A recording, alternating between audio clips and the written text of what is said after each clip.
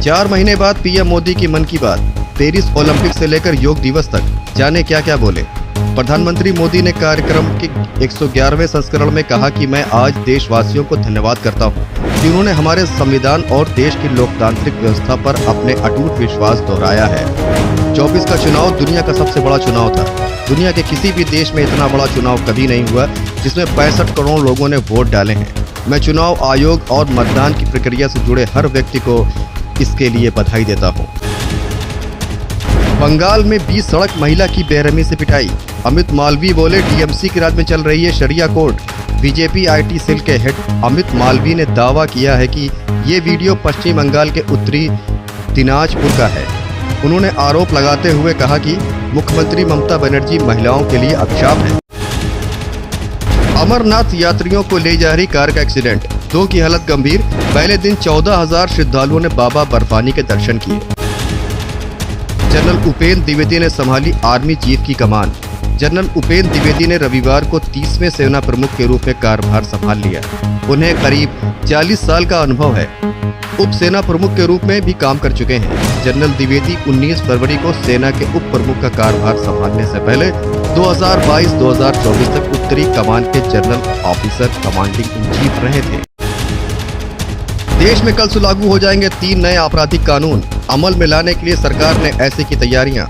भारत के नए 3 आपराधिक कानून, भारतीय न्याय संहिता BNS, भारतीय नागरिक सुरक्षा संहिता BNSS और भारतीय साक्ष्य अधिनियम BSA सोमवार 1 जुलाई से लागू होंगे। अब डिप्टी स्पीकर पद के लिए घमासान। फैजाबाद के SP सांसद पर दांव लगा सकता है विपक्ष। पहले लोकसभा स्पीकर को लेकर सत्ता पक्ष और विपक्ष में घमासान देखने को मिला था। अब डिप्टी स्पीकर की पोस्ट के लिए भी विपक्षी दलों ने दावेदारी तेज कर दी है। इंडिया ब्लॉक लोकसभा उपाध्यक्ष पद के लिए फैजाबाद से समाजवादी पार्टी के सांसद अवधेश प्रसाद को कैंडिडेट घोषित करने का प्लान बना रही है। यूपी और महाराष्ट्र में इस वजह से खिसका भाजपा का जनाधार। समीक्षा में सामने आई ये सबसे बड़ी वजह। जिन राज्यों में पार्टी को लोकसभा चुनाव में नुकसान हुआ है उसमें उत्तर प्रदेश और महाराष्ट्र शामिल है। दोनों राज्यों में कम सीटों को लेकर अलग अलग स्तर पर समीक्षाएं की जा रही हैं। कई रिपोर्ट्स को केंद्रीय नेतृत्व के साथ साझा किया जा चुका है। नीट पेपर लीक, सुरक्षा की तलाश में पटना की बेऊर जेल पहुंची CBI। आरोपियों से पूछताछ। नीट पेपर मामले में केंद्रीय मंत्री जीतन राम मांझी ने कहा है कि सुप्रीम कोर्ट के अलावा केंद्र और राज्य सरकार इस मामले पर सख्त है। लगातार जांच चल रही है।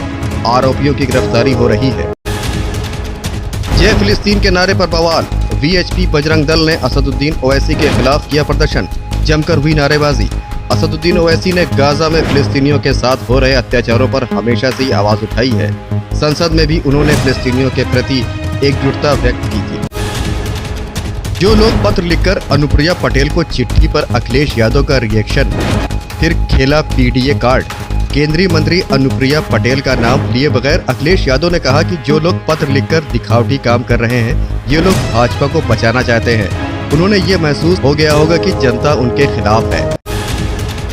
हरियाणा विधानसभा चुनाव के लिए क्या बीजेपी करेगी दूसरे दलों का गठबंधन? जाने अमित शाह ने क्या कहा। केंद्रीय गृह मंत्री अमित शाह ने कहा कि हरियाणा में अक्टूबर में विधानसभा चुनाव कराए जा सकते हैं। आगामी चुनाव में पार्टी को किसी बैसाखी की जरूरत नहीं है। कांवड़ यात्रा में दिक्कत नहीं तो 20 मिनट की नमाज क्यों? सांसद चंद्रशेखर आजाद का बड़ा बयान। यूपी की नगीना लोकसभा सीट से चर्चित सांसद कांवड़ यात्रा को लेकर बयान दिया है।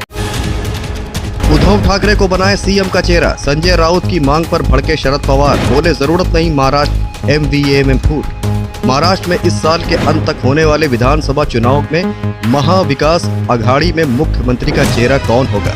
सहयोगी और शिवसेना UBT के सांसद संजय राउत के दावे को शनिवार बीजेपी प्रमुख शरद पवार ने खंडन किया। उन्होंने कहा कि इसकी जरूरत नहीं।